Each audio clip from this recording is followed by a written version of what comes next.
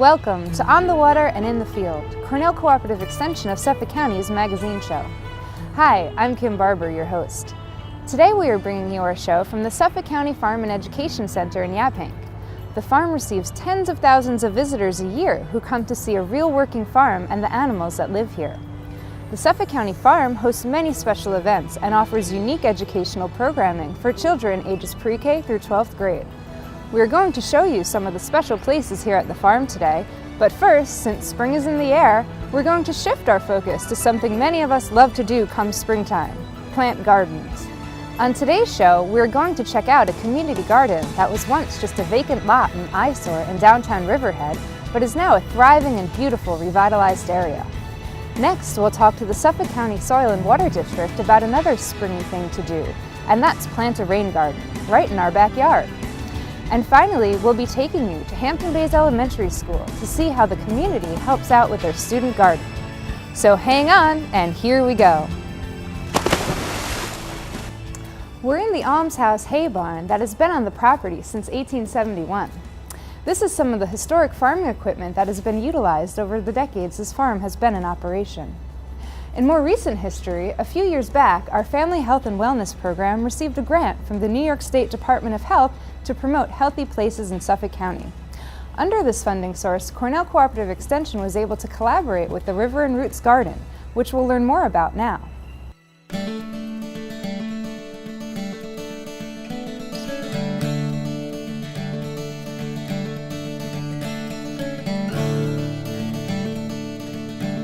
The rates of obesity and type 2 diabetes in New York State are immense, along with the cost of treating them. In an effort to save money in regard to healthcare costs and productivity losses, Creating Healthy Places to Live, Work, and Play contractors across the state are working to prevent obesity and type 2 diabetes by making it easier to be physically active and to eat healthy foods. Despite the progress being made, there is still much more work to be done. I'm Amy Davidson. I am a resident of downtown Riverhead, where we place the garden. I'm Lori Nigro, and I'm a downtown Riverhead resident. The River and Roots Community Garden may have been just what downtown Riverhead needed to help spark movement towards an attractive and healthy change to what was once an unsightly town-owned lot on Main Street. It is a dream come true, but it's also... It was the vision of two women whose idea to convert this property into a beautiful community garden, and much effort went into the transformation from dream to reality. Yeah, it was part of our wanting to help revitalize downtown. And it was a spot that there was really nothing there. It wasn't pretty at all. It was rather unsightly. A lot of adults just kind of hanging out there. And it was this great big expanse of grass that was just screaming for vegetable beds. This was a startup. There was so much legwork that went into it. I mean, you're talking hundreds and hundreds of hours. I don't expect that kind of time commitment going forward. In the beginning, for example, when the compost was delivered, I was spending 6-7 hours a day shoveling compost, moving compost, whatever needed to be done. So the setup is always going to be far more involved than now that it's there and established. There's always going to be maintenance work and things that we'll want to do, you know, not necessarily physical expansion, but different things we want to do within the garden that will require time, but I don't think anything like the first year. And having this whole corner turned around in just a few short months is fantastic.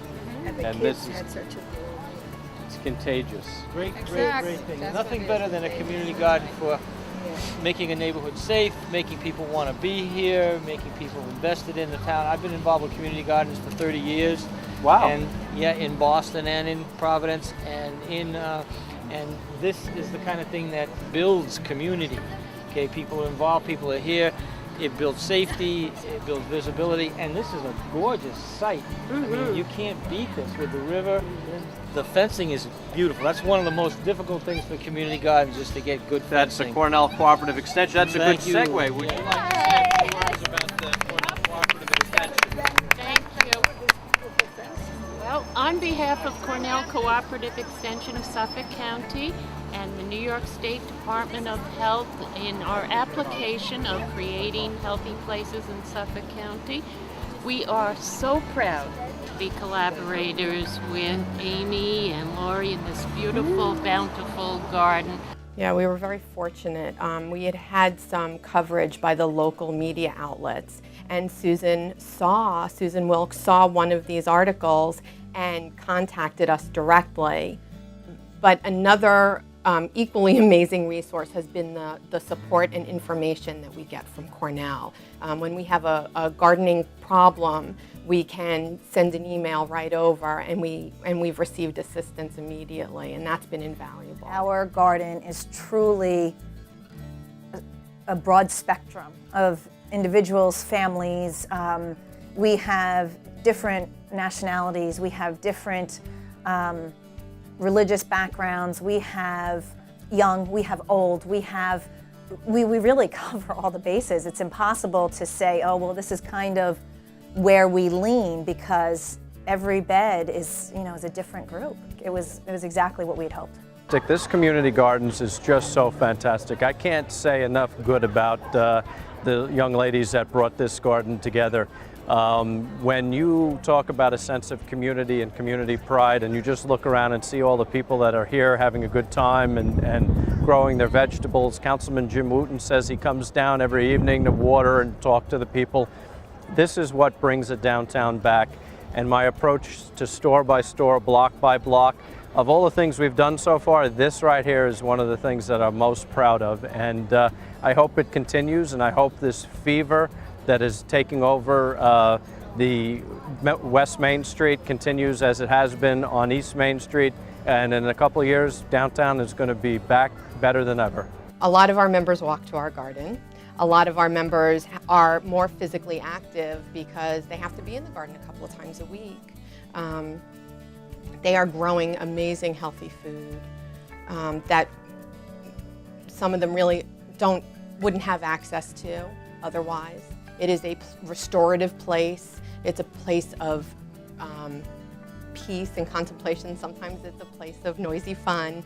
We also plant the perimeter of our garden with raspberry bushes and a fig tree and beans for everyone in the community to come by and help themselves. Once you're in the garden, oh, I just came down to water my bed, but oh, look, there's some weeds here, and we have communal herb beds. So, maybe I'll walk around and take a look at what's going on in the communal herb beds. Maybe I need something for my dinner tonight. It has created just, as far as I think mental health, it's turned this area that was really just a blighted garbage collection area into this fabulous area that now this little square has, we have a community garden.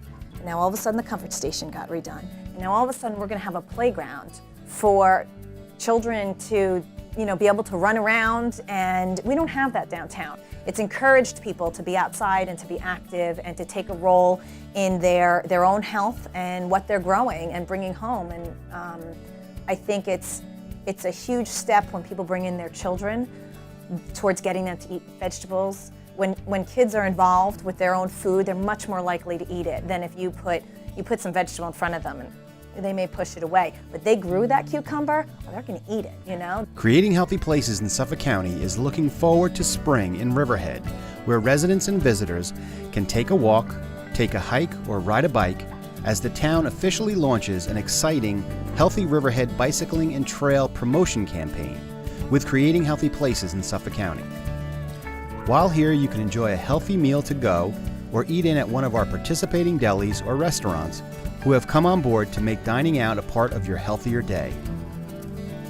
Just like Amy and Lori of the River and Roots Community Garden pursued their dream in the town of Riverhead, we welcome you too to take a vision, add collaborations, plant the seeds, watch it grow, enjoy its beauty, reap the harvest, promote a healthy community here in Suffolk County.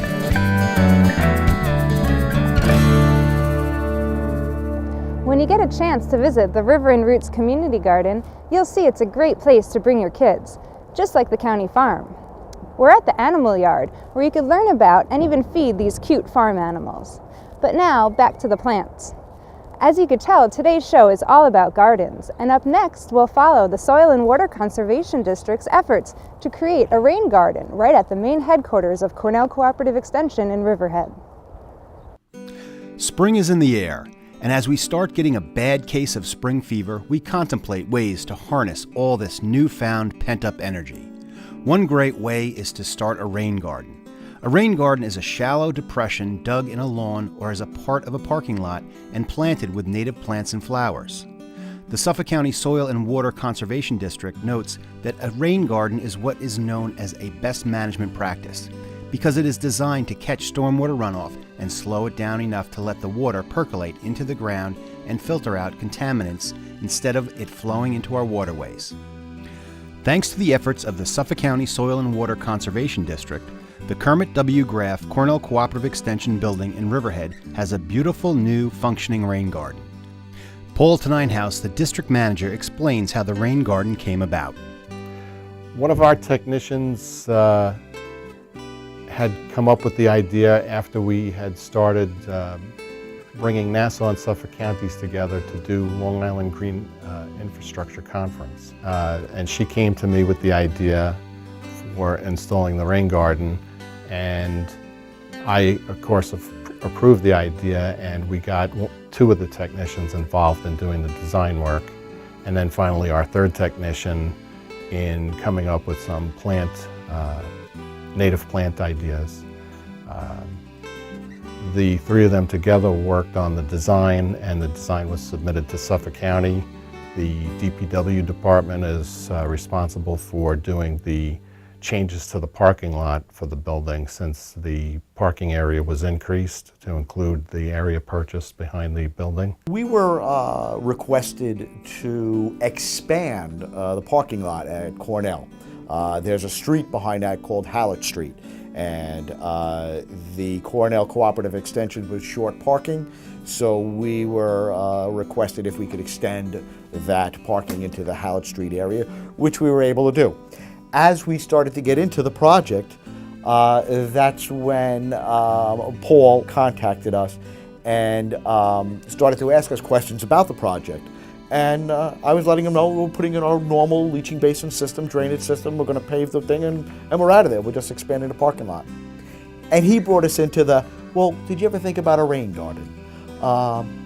We started to discuss that, but to do the rain garden, we had to reconfigure the other part of the parking lot that we were not touching.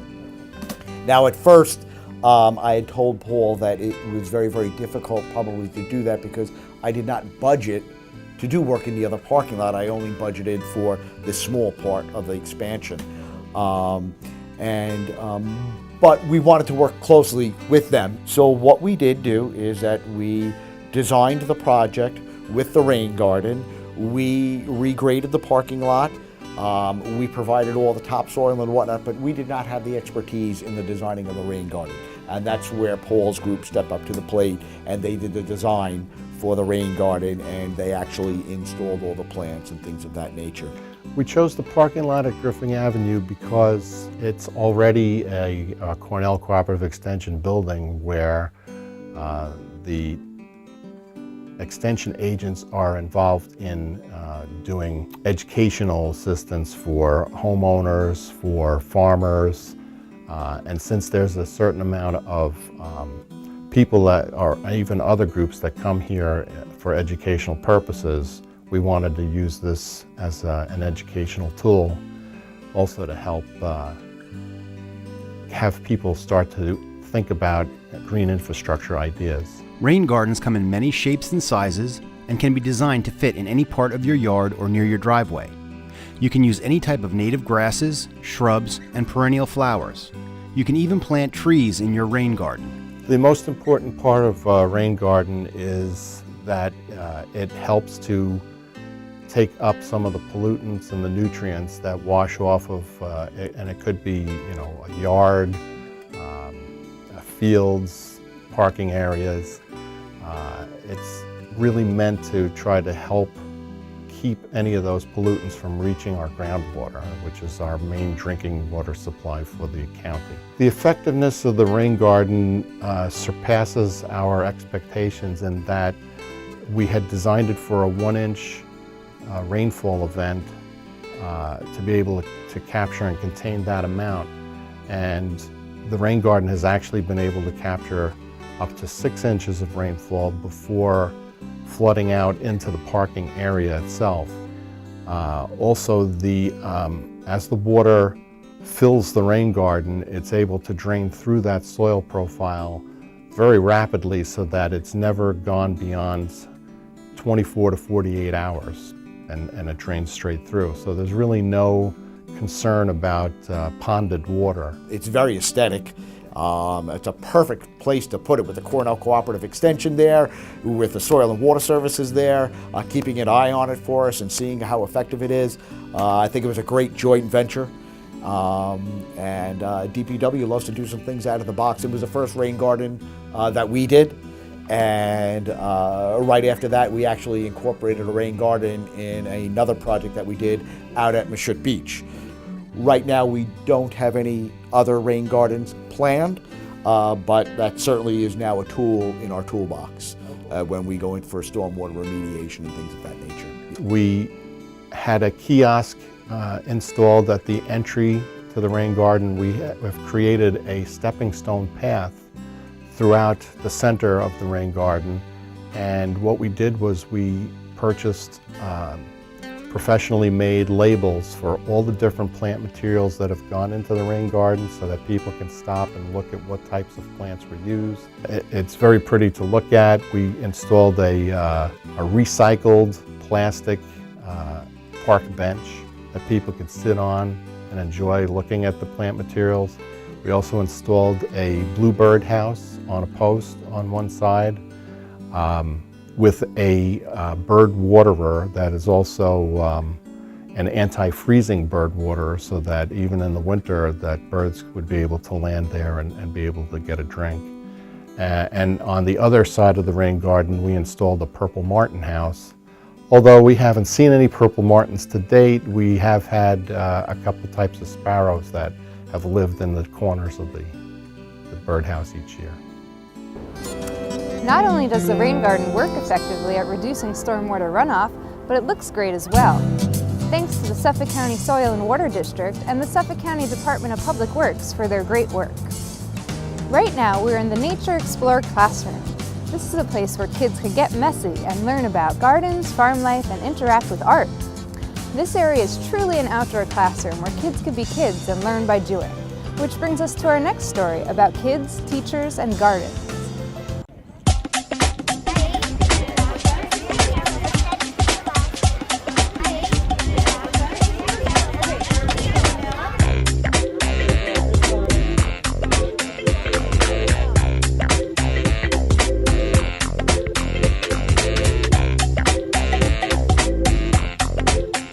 The rates of obesity and type 2 diabetes in New York State are immense. In an effort to save money in regard to healthcare costs and productivity losses, creating healthy places to live, work, and play, contractors across the state are working to prevent obesity and type 2 diabetes by making it easier to be physically active and to eat healthy foods. Another way is to create a community garden, and one unique way is to do so at an elementary school. What lies behind two school buildings in Hampton Bays, Long Island, New York is something you rarely see at a rural elementary school, a community student garden. The garden project was a result of Joan Moran, Judy Leopard, two of our elementary school teachers that had an idea to bring real life education to kids, relevant, hands-on, get your hands dirty type of education, and they merged classroom learning with what's important on the East End, natural growth, farming, our environment. And from there grew the Good Ground Community Garden. Well, I think our major interest was showing kids that they can grow their own food and how easy it is. And really with the amount of diabetes and illnesses that are out there today, we just really wanted to provide a place where kids could come and learn that growing food is something that they can do, and they can do it here, they could do it at home with their families, and that they can eat nutritious meals and do it pretty easily. So, and just have fun and learn. So that was really our main goal. So what is your favorite vegetable? Potato. The potato. Oh, me too. I love potatoes. Why? Why do you like potato? Because you make French fries with it. There you go. I love it too. Great. So anything else? What else did you learn today? There are different kinds of plants. And do you have a garden at home? Yep. Okay. And what do you grow at home? Flowers and vegetables. Okay. Cool. Now, do you do it by yourself or do your parents help you? My parents helped me a little bit. We worked with Cornell Cooperative Extension, and we really just met to pick a location, the best possible location for the garden. There really weren't any obstacles in our way.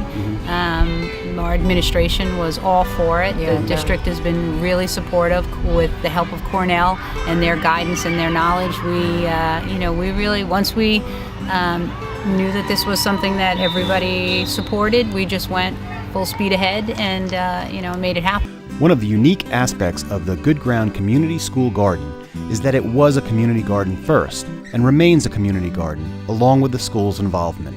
The community members are models. Like when the kids come down, they're like, look at this flower, and look at this growing here, and look at this bumblebee here, that type of thing. And we have some community members who are coming into the school to share their knowledge. So those that are, just gardeners or teachers, retired teachers, restaurant owners, chefs, they've offered their services to come into the school and do classes and workshops for our students. Joan Moran actually called me at work one day because I work at Group for the East End, a fellow environmental organization, and asked me would I come over and learn about this garden that they were planning to start. And I said, yeah, that sounds like a great idea. We're always promoting local produce and, farmland protection and natural resource protection. So why not let me come over there and, get involved on the school level.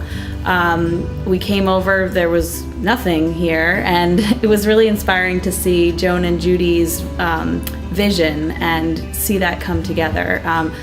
In year 2, now we have even more garden beds, and I just really like the community aspect of it.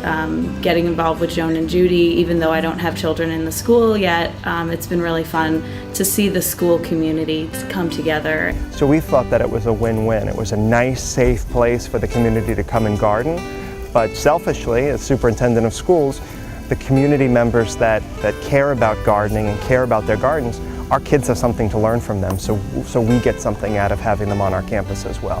Now the second year it's grown and the people in the garden are becoming friendly, they're meeting outside of the garden. I think this year was great because we really built a connection with some of the people, some of the frequent appearers at our garden events, but I think we built somewhat of a connection with those people that weren't able to come to the events also, and hopefully that's something that will continue to grow. Yeah, we talked about doing a farmers market here during the summer school program, and right here on the patio we'll have tables set up, and as the parents are pulling in to pick up their kids from summer school, we'll have fresh vegetables for them to purchase. Yeah, and we were here last weekend and they did a 5K Hampton Bays Community Pride Day, and we had hundreds of people here, and we had a fella who was an irrigation guy, and he came over and he just said he was admiring the garden, and he said, how can I offer my services? How can I help?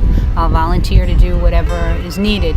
So it really, I think, makes people feel like connected to the school, and just a good feeling about the whole town. What are we planting today? We brought it with us.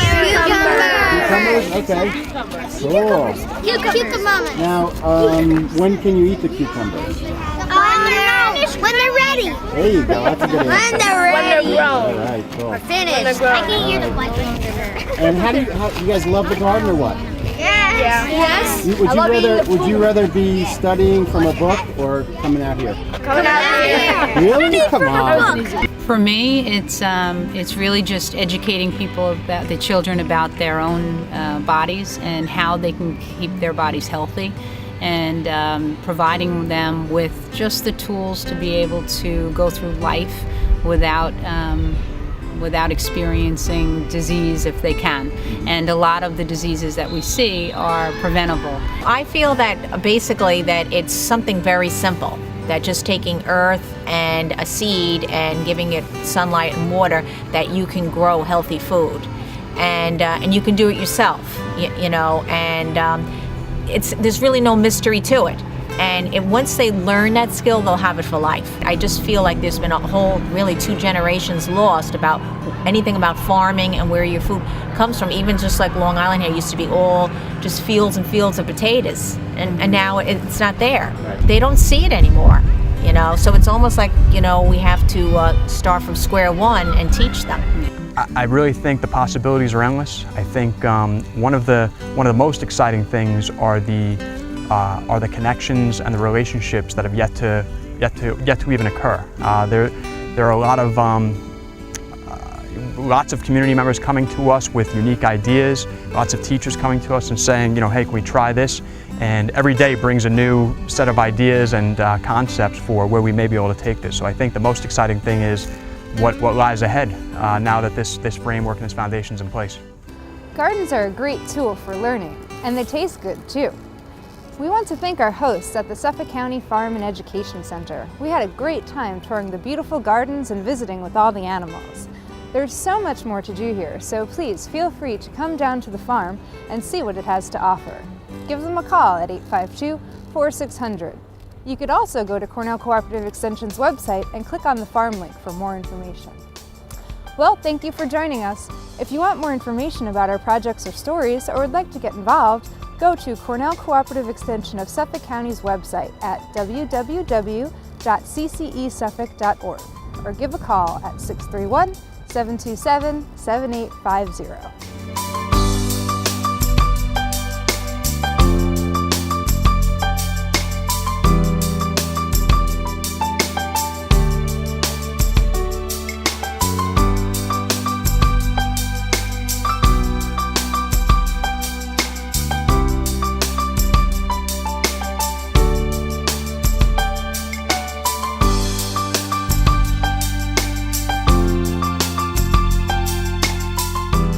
Cornell Cooperative Extension of Suffolk County is a not-for-profit 501c3 educational organization. All contributions are tax deductible. For more information on our programs or you'd like to get involved, please go to our website at www.cornellmarineprogram.com or www.ccesuffolk.org.